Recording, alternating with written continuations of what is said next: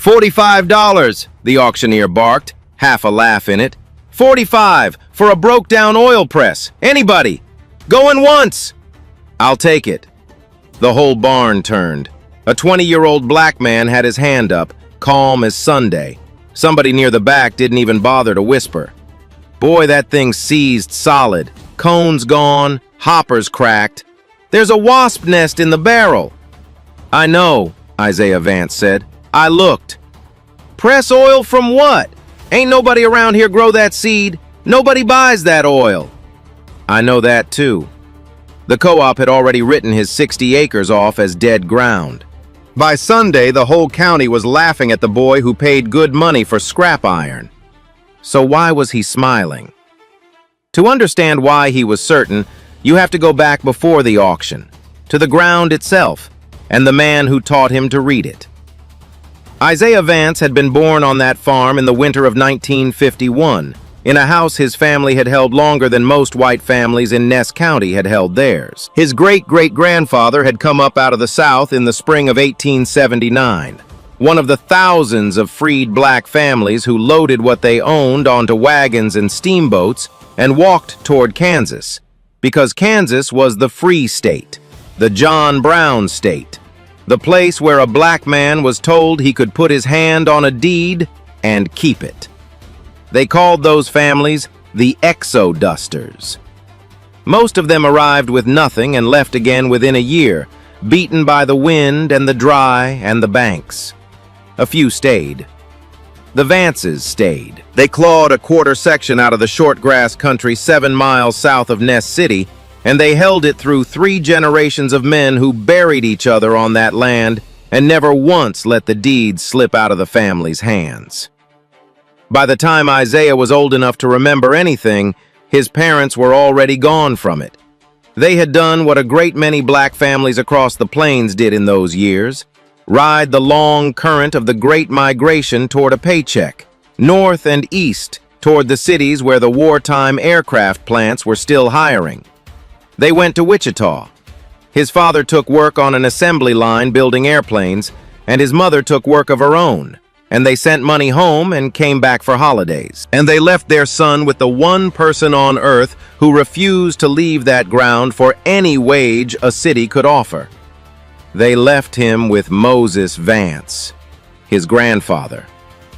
Moses was near 70 by the time the boy came to live with him full-time, and he was the kind of man who had never in his life paid another person to do a thing he could learn to do himself.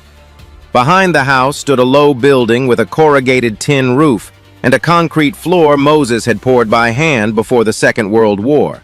And inside that building was a metal lathe he had bought used off a closing machine shop over in Hayes, a drill press, a cutting torch, a welder, and enough hand tools to keep every implement on the farm running without a single call to town. He had taught himself to weld from a man who had learned it in a railroad yard.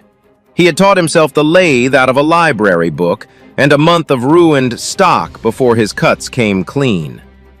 He believed, and he said it often enough that the boy could still hear it in his own head years later, that a man who could not repair his own tools was renting his freedom from whoever could.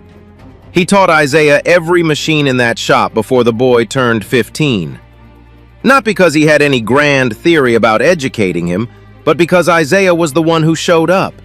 There were no brothers to hand the work to, no cousins near enough to matter. There was the old man and the boy and the shop. And in the long light of summer evenings after the chores were done, Moses would set a length of bar stock in the lathe and stand behind his grandson with his hands in his pockets and say almost nothing, letting the boy find the feed rate for himself, letting him ruin the first cut and the second and get the third one right. It was in the last full year of the old man's life that the 2 things happened that set the whole course of everything after.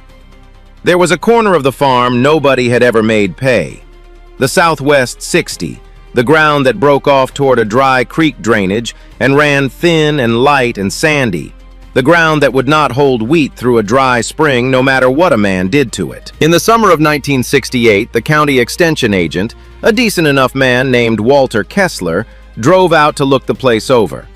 He stood at the edge of that 60 acres with his hat pushed back and told the family plainly what everyone in the county already believed. "That's your problem ground, Moses. Always will be. It'll never keep up with your heavy land. My advice? Leave it in native grass. Run a few cow-calf pairs across it. Don't expect more from it than that." Kessler was not wrong about the ground. He was wrong about what the ground was for, though it would be years before anyone but Isaiah understood the difference. Because the boy did not hear a verdict when the agent spoke. He heard a question the agent thought he had already answered. If this ground will not do what every other acre in the county is trying to do, then what is it that this ground will do? He started driving the 40-odd miles to the library in Hayes, and he spent his Saturdays there in the agricultural section, reading everything the shelves held on oilseed crops bred for dry plains country. He read about safflower. He read about sunflowers. He read a bulletin out of the Department of Agriculture on high oleic sunflower varieties being developed for the northern plains, and a separate extension pamphlet out of North Dakota on cold press oil extraction, the kind that pulled the oil out of the seed with pressure alone, no chemical solvent, no outside heat, the kind that came out clean enough to sell as something other than a commodity. He carried a spiral notebook in the glove box of the old man's truck and wrote down what he needed as he found it. And he told almost no one what he was reading or why. He was not a boy who moved on impulse. He was a boy who had been raised by a man who read before he spent, and the patience had gone into him so deep he did not know it was unusual until he saw how it looked to everyone else. That same spring of 1968, he took 6 acres of the Southwest 60, the exact ground the agent had told him to give up on, and he planted it to sunflowers from seed he had ordered off a supplier up in South Dakota.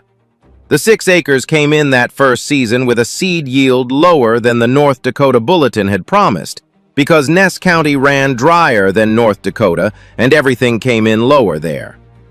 But the oil content of the seed itself came in higher than the Bulletin's baseline, higher than the number he had copied into the notebook as the figure to beat. And when he ran the arithmetic on it a second time to be sure, he underlined the result twice. Moses lived just long enough to walk out to that 6 acres in the fall and see the heads hanging heavy and gold, and to hear the boy explain in his careful way what the oil in them might be worth to the right buyer. The old man did not say much. He put his hand on one of the dry heads and turned it a little in the light. "That," he said, "is a thing worth finding out." Moses Vance died that fall, in the last weeks of 1968, when Isaiah was 17.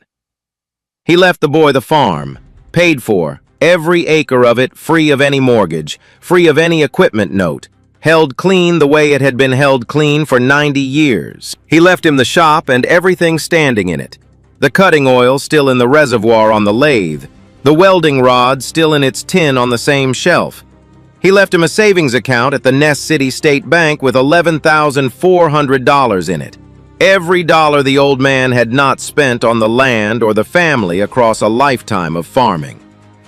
And he left him something that was not written on any deed or any bank slip, a way of seeing the world that Isaiah would spend the next 30 years proving true. The old man had said it to him more than once near the end, sitting on the shop step in the evening with his hands loose between his knees. "The land will outlast everything you put on it. Debt won't." And then he said the part that only a black man who had watched his own people lose ground for 100 years would think to say. "They take a black man's land 3 ways, son.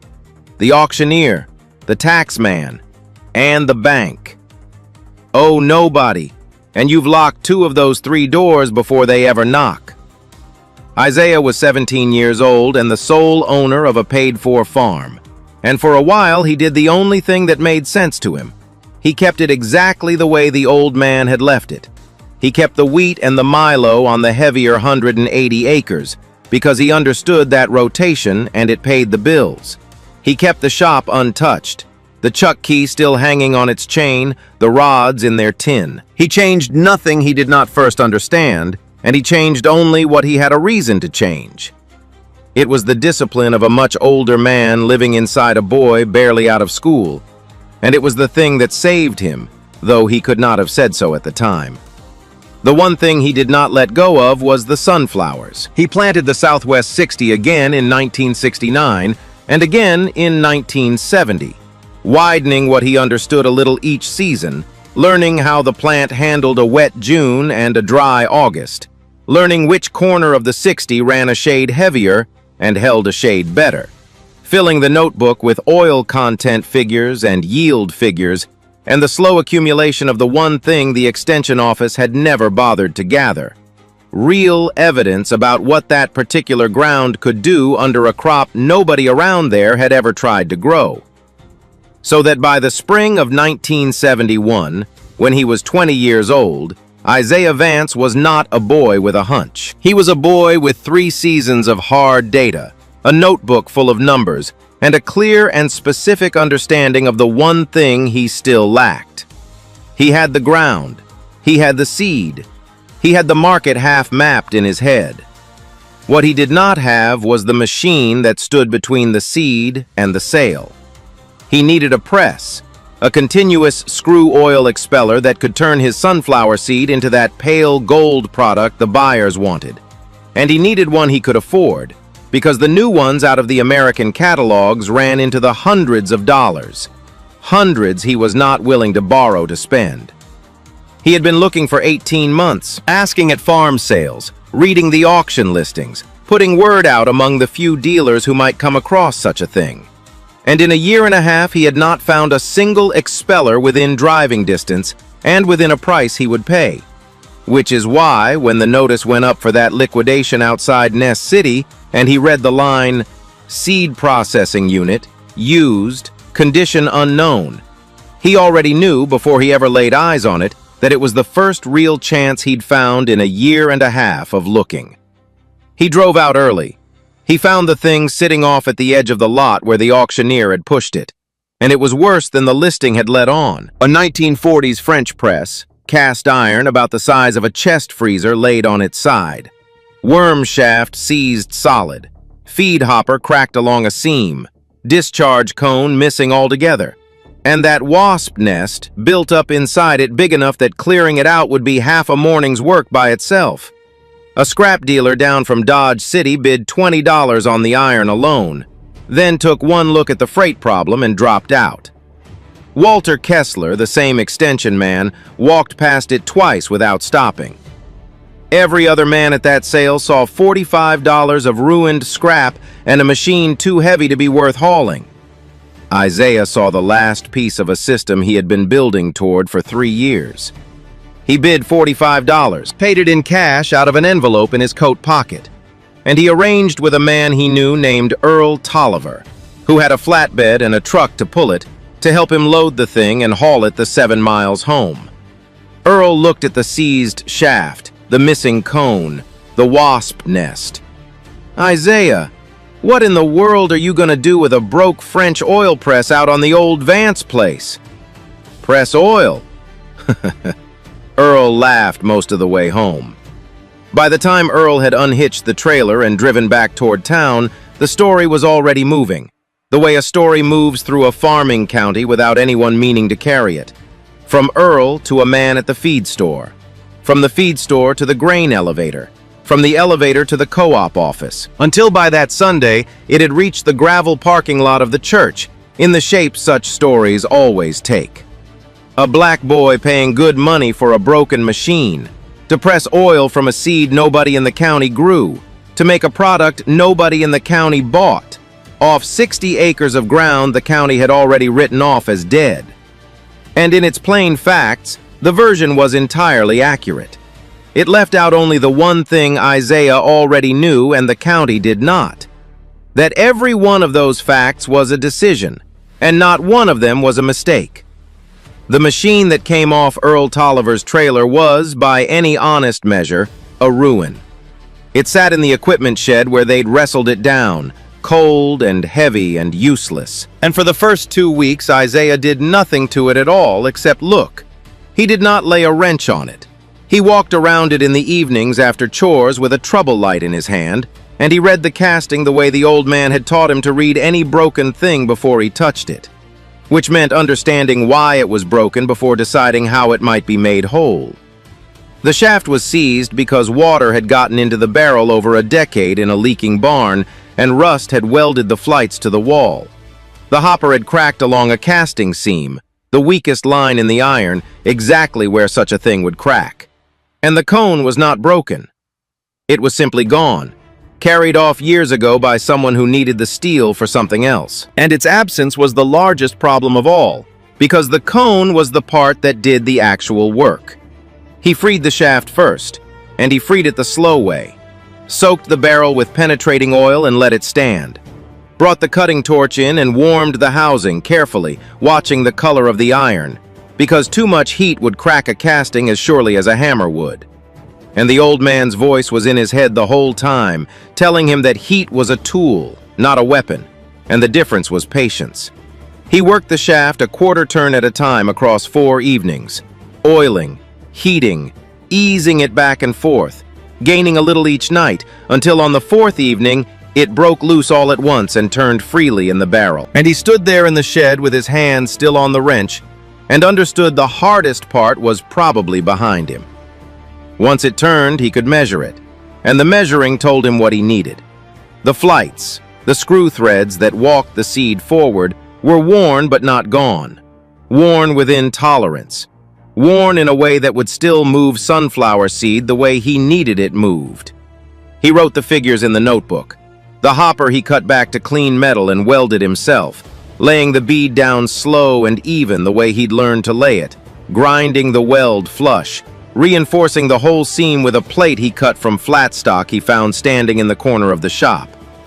Steel the old man had set there for some job he never lived to do. The boy used it and did not think much about that at the time, though he thought about it later. The cone was the thing he could not find and could not buy, and so he did what his grandfather had trained him to do without ever quite intending to. He decided to make it. He didn't have a pattern. What he had was the memory of the barrel's threads and a conviction that somewhere a drawing of this machine existed. So he went after that drawing the only way a man with no money and a great deal of patience could. He wrote to the state library system in Topeka and asked whether they could locate, through interlibrary loan, a technical manual for a French agricultural expeller of that make and vintage. It took 3 weeks of letters going back and forth. It cost him nothing but postage. And at the end of it, a thin manual arrived in the mail, with a fold-out plate in the back showing the discharge assembly in cross-section. Dimensioned, threaded, complete. He turned the cone on the old man's lathe, chucked a length of steel bar stock, set the compound rest for the taper, and cut it. And he got the taper wrong the first time. Close, but not right, the way the old man had gotten his first cuts wrong 40 years before him. He did not curse it. He did not force it. He measured again, reset the compound, and cut a second cone. And the second one was right. It threaded onto the discharge end clean and true. And because he'd cut the thread himself, he'd made it adjustable, so a man could run the cone in or back it off and change the compression inside the press chamber. That was the thing the drawing had shown him. That was the thing the whole rebuild had been reaching toward, because compression was everything. Compression set the pressure on the seed. Pressure set how much oil came out, and it set the temperature of the oil. And temperature was the line between an ordinary commodity oil and the cold-pressed oil he had decided 3 years earlier in the Hayes Library that he was going to sell.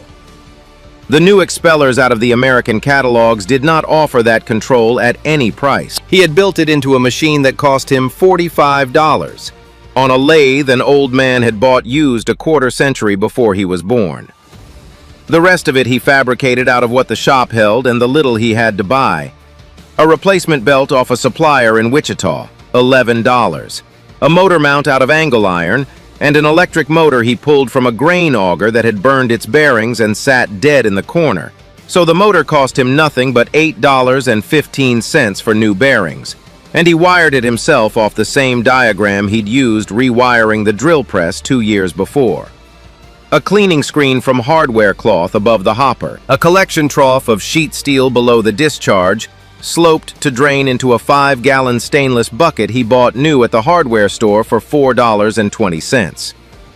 When he added it all up in the notebook, the whole of it, the $45 press, the bar stock, the belt, the bearings, the angle iron, the hardware cloth, the rod he'd burned, the wire, the hardware, the bucket, it came to $104.50.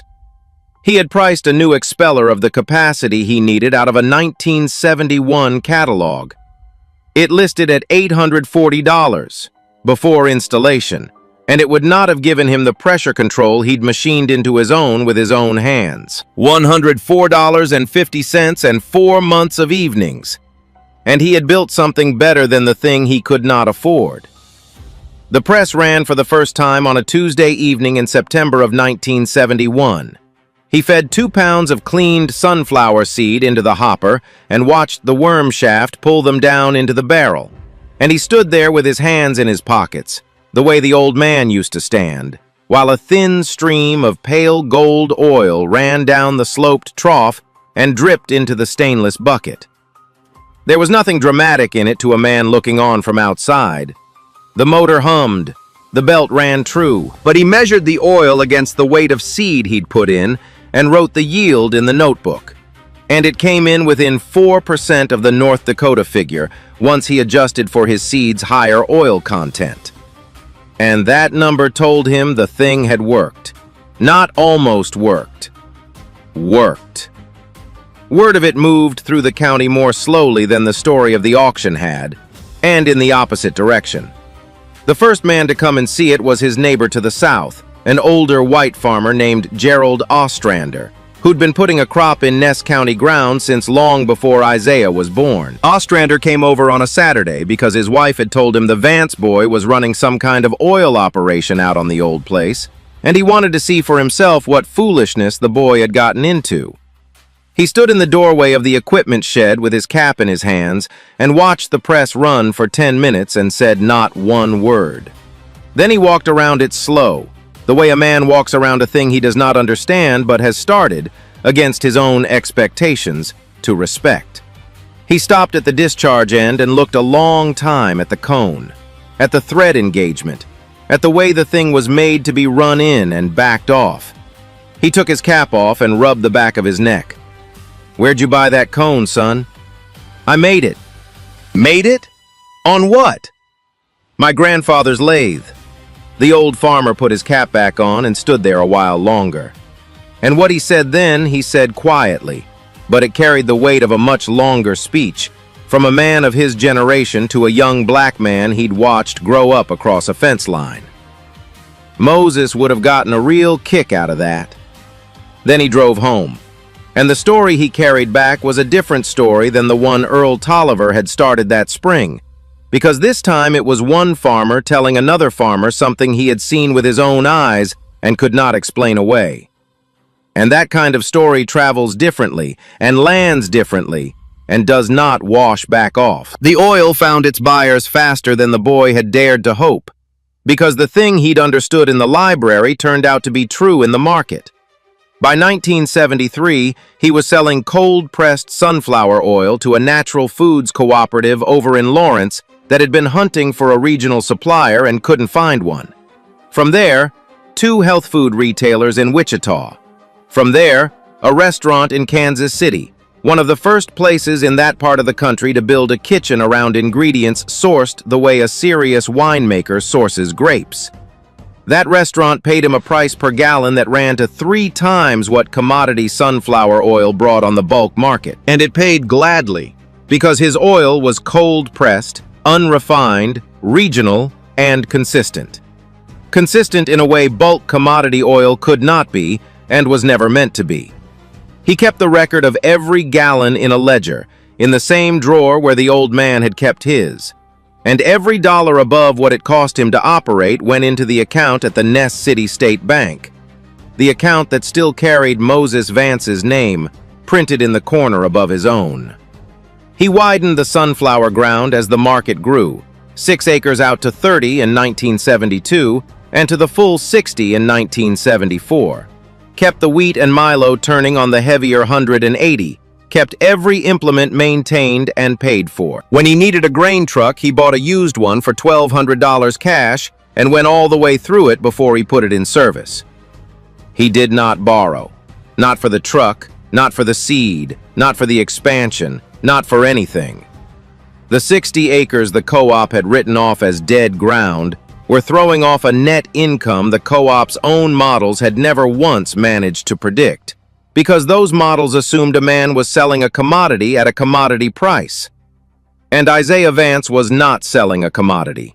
He never had been. Now, if you've ever watched a whole community decide a thing was worthless before they understood what it was for, stay with me, because what happens next is the part nobody who was there has ever quite forgotten.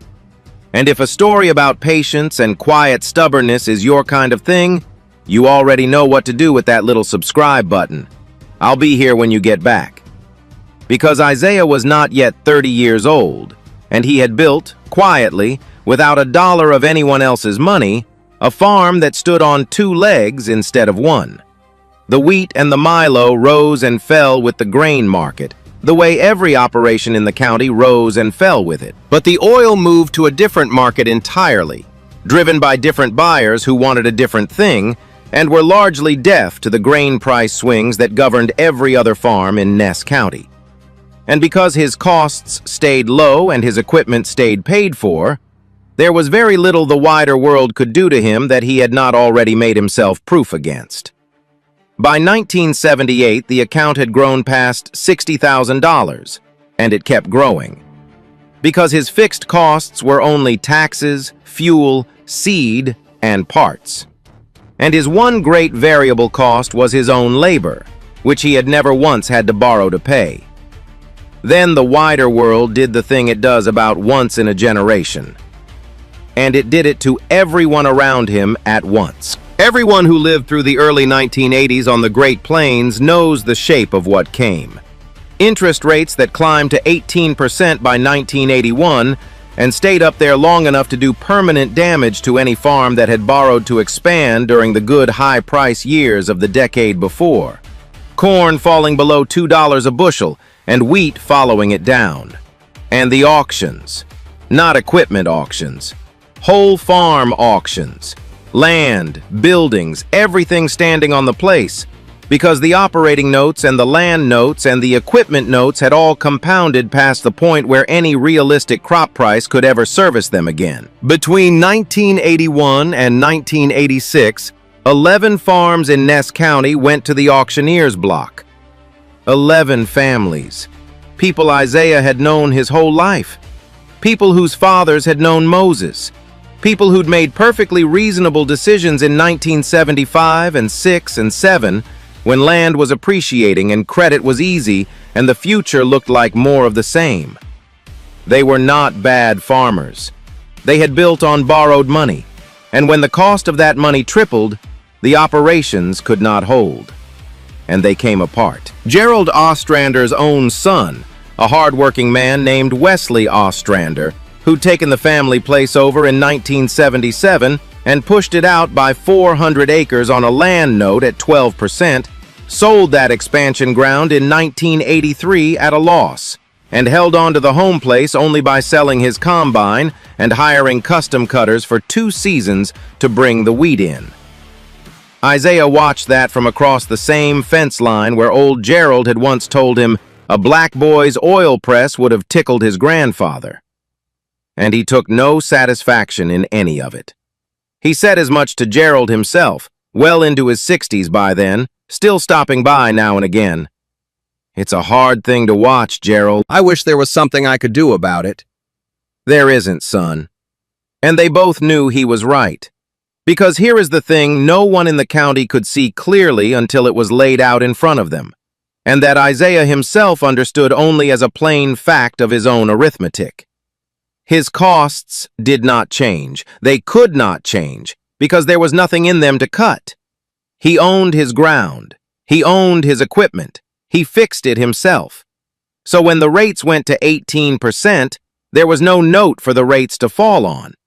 And his income did not collapse the way his neighbors did, because half of it came off a market the grain crash never touched.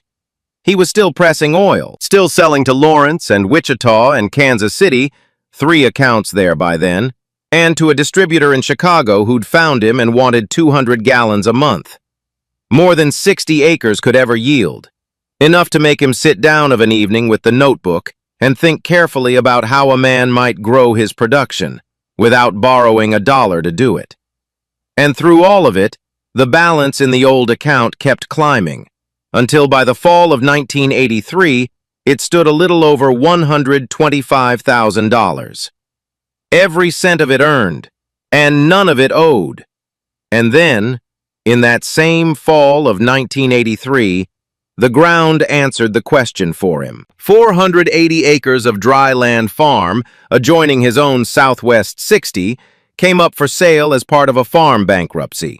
One more family broken by the same rates that had broken the other 10. And the tract carried 120 acres of the same sandy loam as his Southwest 60. The same light ground. The same dead ground the extension office had undervalued for as long as anyone could remember. The same ground that had turned out to be exactly what a sunflower wanted. Isaiah wanted 240 acres of it. The parcel with the home buildings and the 120 of light ground that ran the same as his own, and a further 120 of heavier land that would carry wheat. And the trustee had agreed to offer that 240-acre block as a single lot, bid by the acre. He'd walked every foot of the light ground the week before, kneeling at the edge of the drainage the way the old man taught him to kneel and read dirt, running it through his fingers. And he'd known, standing there, that it was the same soil, the same thing his own 60 had turned out to be, ground that would grow him the one crop the rest of the county had never learned to see. The sale was held in a livestock barn on the edge of town, the kind of place where the county gathered to watch one family's ground pass into other hands. And on the day of it, there were 60 people inside, farmers along the back rail, bankers near the front where they always stood, the bankruptcy trustee with his folder of papers, the auctioneer up on his stand, and 2 land speculators down from Wichita, the sort who appear at the bottom of every market, buying distressed farm ground for the price that represents somebody else's ruin.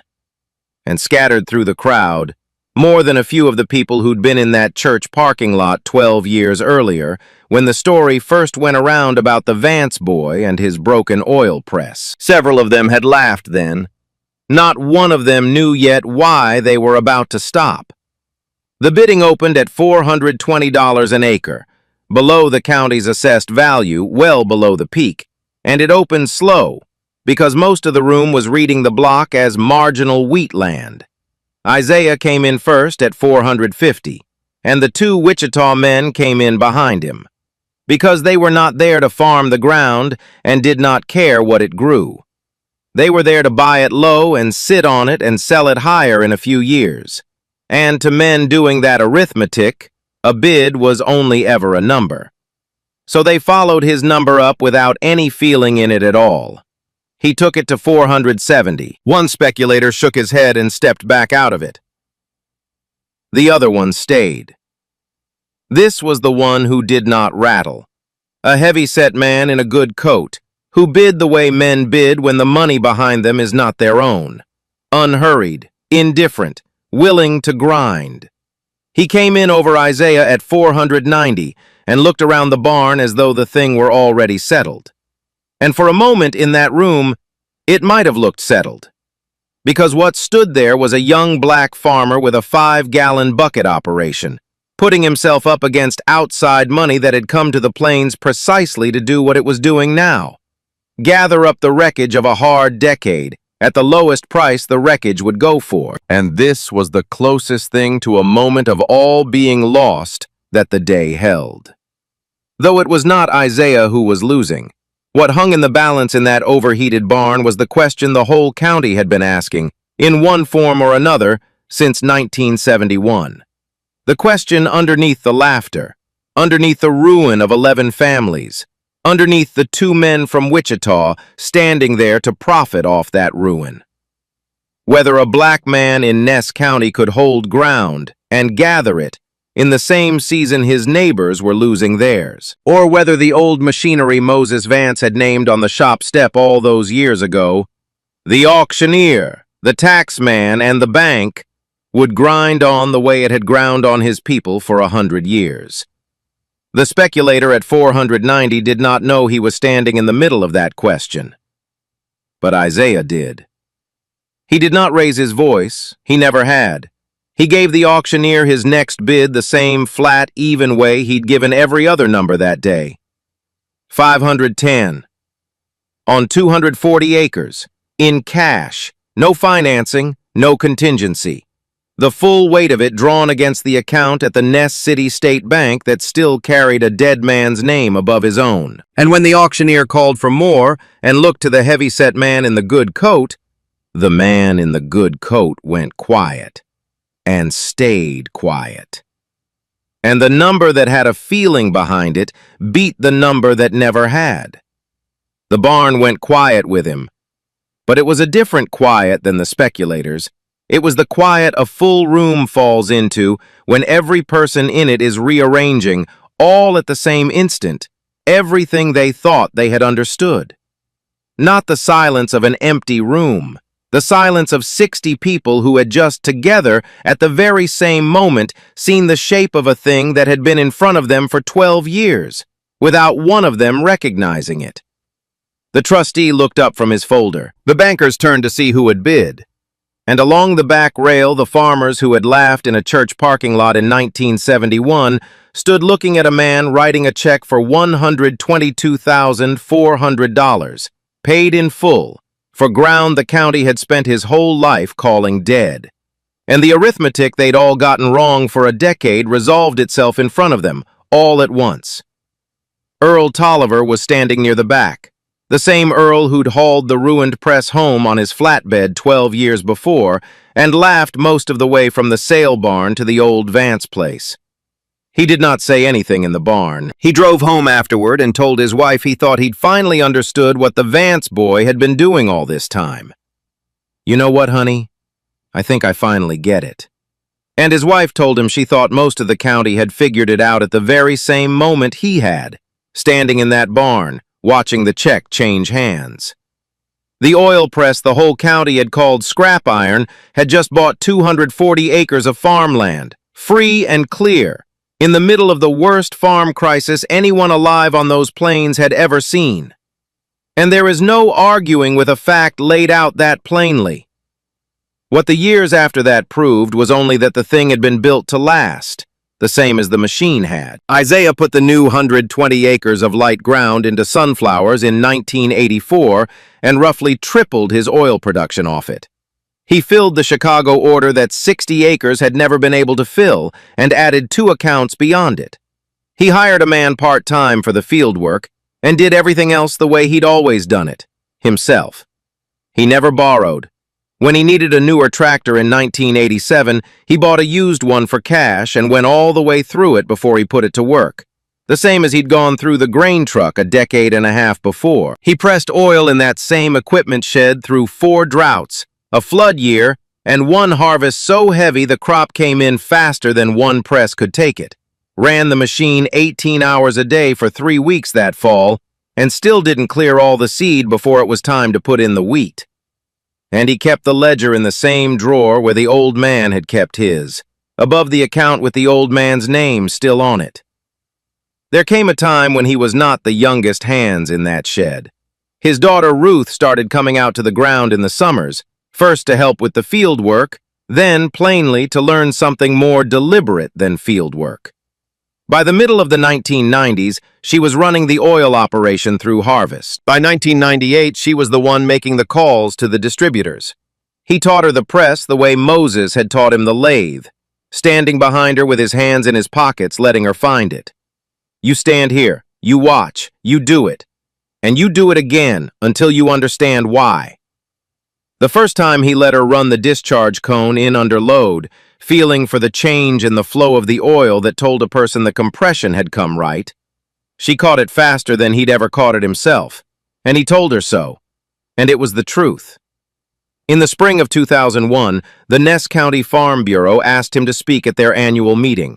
He was 50 years old. He stood at the podium in the community center in Ness City and talked for 8 minutes, the shortest address anyone there could remember, and by wide agreement afterward, the one people carried home the longest. He told them he'd spent 30 years watching the county make the same mistake, pointed in 2 different directions: borrowing to expand when prices were high and selling out when prices were low, and that the mistake had never really been the borrowing or the selling taken by themselves. The mistake was the belief sitting underneath both of them, the belief that whether a farm lived or died depended on what the market happened to be doing. My farm's survival never once depended on what the market was doing. It depended on what my costs were doing. And my costs stayed low because I owned my equipment outright and learned as a boy to fix it with my own hands. And my income stayed steady because a long time ago I went looking for a buyer who wanted something particular that only I could make. A buyer who wasn't the same buyer who set the commodity price. I know not every farm can do exactly what I did, but every farm in this room can do more of it than it's doing. And the place to begin is to stop borrowing money for the things you can build. Gerald Ostrander was in the room, 83 years old, and he'd driven himself to the meeting because he said he wanted to hear what the Vance boy had to say. The same neighbor who'd stood in the doorway of that equipment shed 30 years before and taken off his cap at the sight of a discharge cone. After the talk, he found Isaiah at the coffee table at the back of the hall and stood beside him a moment. And what he said was very nearly the same thing he'd said all those years before. Moses would have gotten a kick out of that too. I believe he would have. That was the whole of the conversation, and neither of them needed it to be any longer. So consider the thing plainly, the way the old man taught the boy to consider any broken thing before he laid a hand on it. What does a person see looking at a ruined oil press? Shaft seized solid, cone missing, hopper cracked along the seam, wasp nest packed into the barrel, sitting off in the back corner of a farm liquidation sale in Ness County, Kansas, in the spring of 1971. Most of the people at that sale saw $45 of scrap iron and a freight problem, and they were not wrong about what was sitting there. They were wrong about what it could be made into. Isaiah Vance saw the last piece of a system he'd already spent 3 years building toward.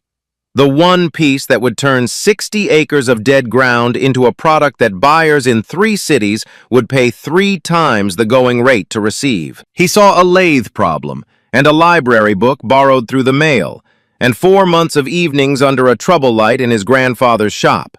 He saw a discharge cone he'd machined to his own tolerances, adjustable in a way no factory machine came, giving him the one control that made the whole thing work. He saw the difference between what the press was and what it could be made into. The same thing Moses Vance had taught him to see in every broken implement that ever came through that shop door.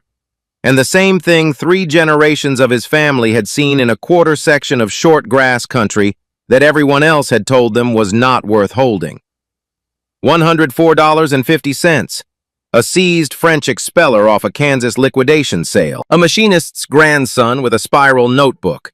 An account that still carried a dead man's name and 30 years of patience, handed to him before he was old enough to know its worth.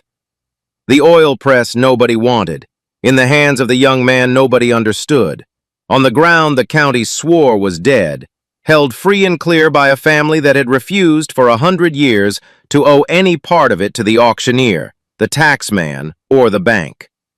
They laughed in a church parking lot in 1971.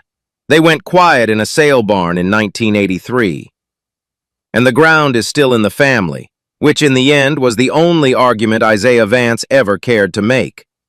Now, here's what I keep coming back to, and I think it's worth carrying out of this into your own week, whatever it is you do. Isaiah Vance did not win because he was luckier than his neighbors. And he didn't win because he outworked them. Plenty of them worked just as hard and lost everything anyway. He won because of two quiet decisions almost nobody around him bothered to make. The first, he refused to let other people's estimate of a thing become his own. The extension office looked at that light ground and saw a failure. He looked at the same ground and asked what it was actually good for. And the whole rest of his life came out of the difference between those two questions. Most of us have a Southwest 60 somewhere. Some piece of our situation the world's already written off.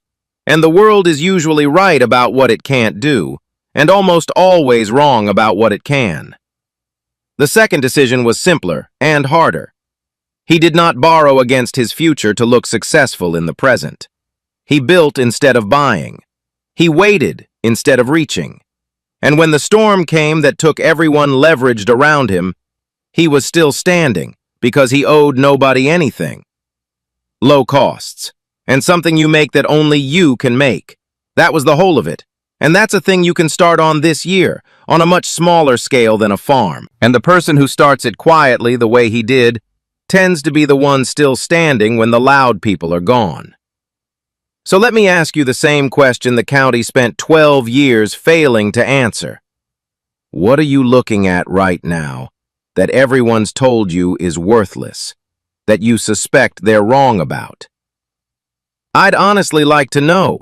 Leave it down in the comments, because I read them, and because somebody else scrolling by needs to hear that they're not the only one seeing something the room hasn't caught up to yet. If this story was worth your time, you already know subscribing helps more people find it.